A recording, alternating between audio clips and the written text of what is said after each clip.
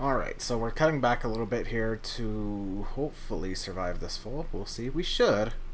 Doesn't look like it's that bad. Evidently it is. Hello, buddies.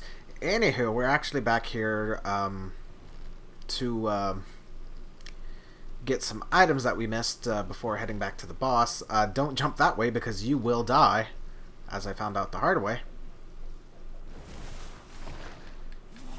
Instead, you want to land in the nest. That way you don't take as much damage. And we got Stone of Ephemeral Eyes. I don't remember if I did it in the first episode that we were here. Last episode, I guess. There's also a mace up there. I don't think I got that in the previous episode, but mace is actually very handy against the skeletons in the at the Shrine of Storms. Hello. Okay, so be very careful, because I don't want to throw myself off. That would be bad. More souls. These birdmen make disgusting noises. They're just like bleh. Literally bleh.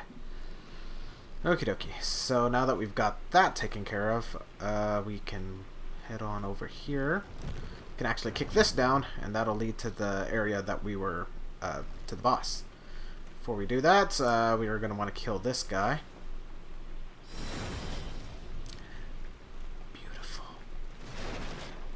Okay. If you can, I'd like to hit them with a projectile before I actually fight them.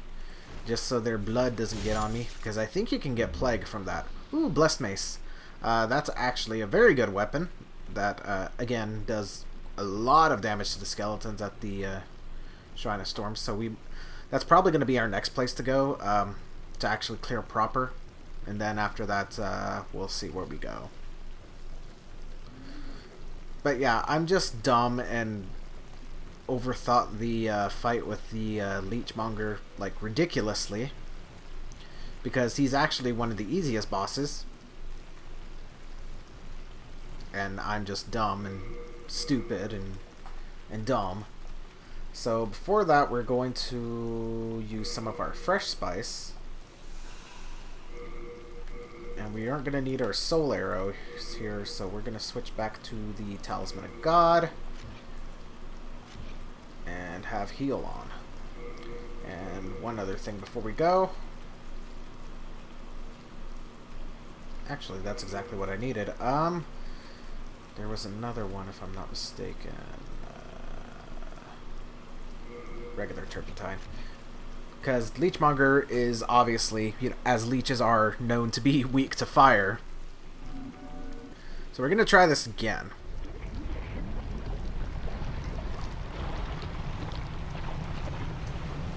And hopefully do a much better job. Hopefully so.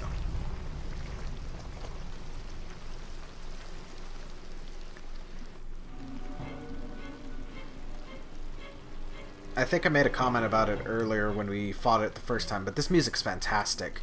I think Demon Souls definitely has the best music. Well, out of the actual Souls games, I would say it's Demon Souls, but I think Bloodborne overall has the best music. Don't get me wrong, there are certain tracks in motherfucker. There are certain tracks in each game that that I think are fantastic. Oh boy, we're already taking a lot of damage. Drink, not drink.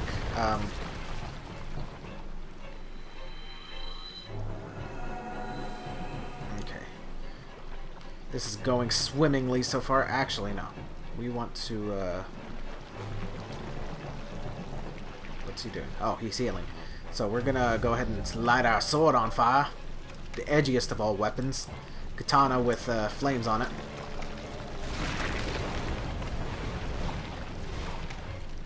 Yeah, take a look at that. Already did almost half of his health.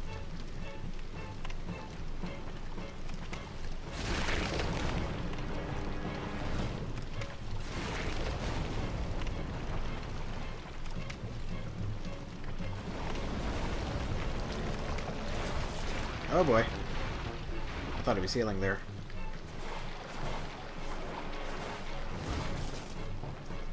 come on. There, he's dead. It was so hard.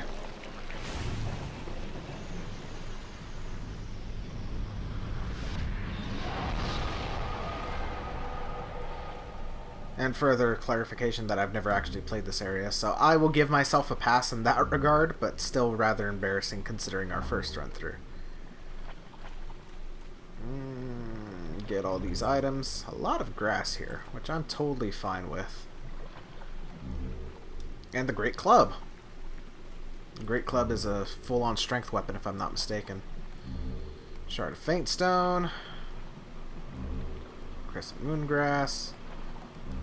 Crescent Moongrass. And probably... Ooh, Faint Stone. So, before we continue, let's gather ourselves a little bit. Did I get anything different here? I don't think so. I just want to double check. Well, we got the soul... Well, no, we haven't actually. We have to go touch the arch... Actually, let's go back to the Nexus. Nexus is a little bit prettier. It's highly recommended you don't go, according to what I've read. You don't want to go forward quite yet because, you know, you will get your shit wrecked by the next area. Because from what I've understood, it's basically the equivalent of Blighttown.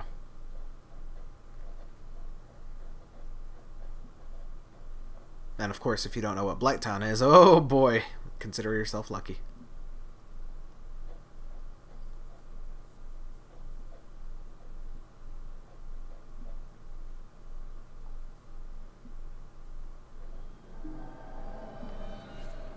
Okie dokie, so we are back now. Of course, I don't expect the actual soul to have anything worth noting. The soul of the demon leechmonger, you know, typical stuff. I really wish it would give more lore on the bosses, as far as, like, you know, actual lore. So, let's see. Let's take a look at the Blessed Mace. Standard hammer favored by church soldiers. Blunt weapons are effective against metal armor and hard scales, as well as draining the target's stamina and breaking their shield defense. Following through, okay, we've already gone over that. We also got the Morning Star. I believe I said it was a mace earlier, but it's actually a Morning Star. There is a difference. A hammer with numerous spikes on its circular head, favored by soldiers of the church. A large wooden club, enhanced with iron spikes. Among the larger weapons which knock enemies back. This one is comparatively lighter and easier to use due to its wooden nature. And it looks like that's about it. I believe we already went over the Saint's Robes in the last episode. We did pick up the Ring of Magical Dullness. I think we already have one. I know there's one that's similar to it that we have. Soft ring bearing a light green seal decreases magic attack power, increases defense against magic. Made by Jerry, a friend of Sage Frake, the Visionary, who is known for his magical handicrafts. The seal designed as a right-facing man. I believe we have the other one that has a left-facing man. So, okay. I'm keeping... Let's go ahead and drop off the items we don't need. Our ores. We're going to take the Blessed Mace with us. We don't need the Morning Star. We don't need the club. We don't need our other Talisman of God. We don't need the Saint's Robes. We don't need that either. I would like to be a little bit lighter than this, but... Let's see if there's anything else we can get rid of. Not really, actually.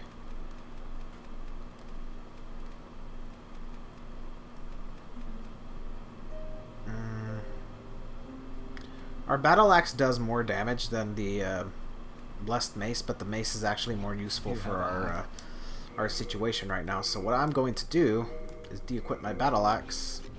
We're going to use the Mace. Because the next area we're going to, I've decided, is going to go ahead and be the Shrine of Storms proper, like. So as of right now, we don't really need that. You have a... Actually, let's just go ahead and talk to Thomas. Because I don't think we... Saints, sages, and all manner of wise men watch over the halls of this nexus. This rejuvenating sanctorium is a fine place for the slayers of demons to rest their weary bones. I too must contribute how I can, for we are indebted to our honorable defenders. Shit, I'm online, aren't I? Let's take a look at that. Oh, no, I'm not. Okay, cool. I did log out. Because apparently if you log in, it can screw with your world tendency relatively badly. What is the world like outside the Nexus? With brave souls like you confronting these vile demons. Perhaps it won't be long before things return to normal. At least that is what we are all praying for. So, of course, Thomas obviously hasn't left the Nexus since the demons attacked. Of course, the way he words it there, it kind of insinuates that he's never been outside the Nexus, like, period. But, of course, he was talking about his daughter earlier, which, you know, that kind of debunks that. Perhaps it won't be long before... At least... Okay, so... You have a heart. So we are done with you for now. I've been meaning to talk about it. I keep forgetting. The crestfallen warrior that was here the very beginning that had lost his faith is now gone. I did pick up his soul a couple of episodes ago. In Dark Souls, the whole conception was that the moment you lose your... basically what drives you is the moment that you hollow out and, you know, essentially die. In this case, however, Demon Souls isn't exactly like Dark Souls, so, you know, simply losing his motivation wouldn't kill him, so which leads us to believe that, considering there are no enemies here yet, I know, yes, I know about that. I don't know exactly how about that goes, but we'll see. Anyway, considering that there are no enemies here, it is implied that he killed himself. He lost his drive, and in a way it is similar to Dark Souls, but he actually committed suicide. That's the way I like to interpret it, at least. Before we continue, I want to make a little bit more use of the heroes that we have. Okay. And actually, do we have enough to do our katana up to +3? I can. If we do, I'm gonna go ahead and do it. Yeah, it's only 2,000. So we're go ahead and do that.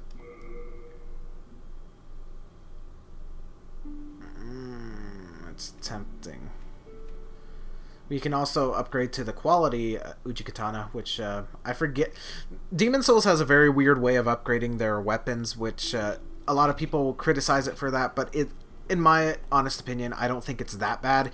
By no means is it simple, but it's not as bad as people make it out to be. They make it seem like it's you know, real, like actual rocket science, and it's not. But I mean, it's kind of a pain as compared to just like, oh, I can set the sword on fire. Oh, it has poison on there. It's a lot more convoluted than that, so that's a thing. But actually, I'm going to use another soul. We have plenty of them, so really that's the only reason I'm holding on to them, just in case I'm right at the cusp of leveling up. At the very end of the game, I might just use them all and then dump like as much as I can into my stats. Now it costs 7,000. That's We'll use one more to get that extra level. But I'm actually gonna pump vitality up, I think, because I'm trying to do dex too, because the katana does scale with dex. So I'm trying to keep into the theme of that, but at the same time, it's... Whoops, I thought I had more than that. My bad. We'll use the renowned heroes, because I don't want to use all my storied. Thou soul of the mind, key to life's ether. Soul of the lost, withdrawn from its vessel. Let strength be granted so the world might be mended. Yeah, we're gonna pump up our vitality a little bit. Whoops, didn't mean to do that. Does she have any new dialogue, actually? Interestingly enough, her staff only lights when you level up, or at least I just noticed that, because it wasn't lit a little while ago. Haha, it's lit, blah blah blah blah blah. But it wasn't lit a little while ago, but as soon as I upgraded with her, or leveled up, excuse me, it lit. So. As for me, I am only here to tend to the flames. I keep the candles lit and serve the brave demon slayer. Okay, so she has... I am here for thee, and thee only. Interesting. I don't think I've ever heard that dialogue before. Let's try it again. I shall await thine return, slayer of demons. I am here for thee, and thee only. Which, that's very interesting. You know, of course they interpret waifu, because, you know, waifu. Which I will admit, she is waifu. But, the original Soul's waifu, rather. But, that does seem to imply that, you know, that could imply two things. All the other Slayers of Demons have been killed, which is false because Ostrava's here. He's also fighting the demons, but, you know, her being ours exclusively, you know, that makes it seem very weird. Which, as of right now, I don't have enough information to go off on that. I mean, I know the deal with her, but it's very interesting. So we'll get there a little bit later. But perhaps our age. Okay, so Ostrava has nothing else to say as well. So next time, I think we're actually going to head to the Archstone of the Shadowmen again. Of course, we've already killed Adjudicator. We're going to go through the regular Shrine of Storms proper like. Probably get our shit wrecked, as usual. But this time we got a fancy mace to help us out with that. So that's probably what's going to happen next time. But I think I'm going to call it a day for today. And I will see you guys next time. As always, it's X-Rated169, signing off.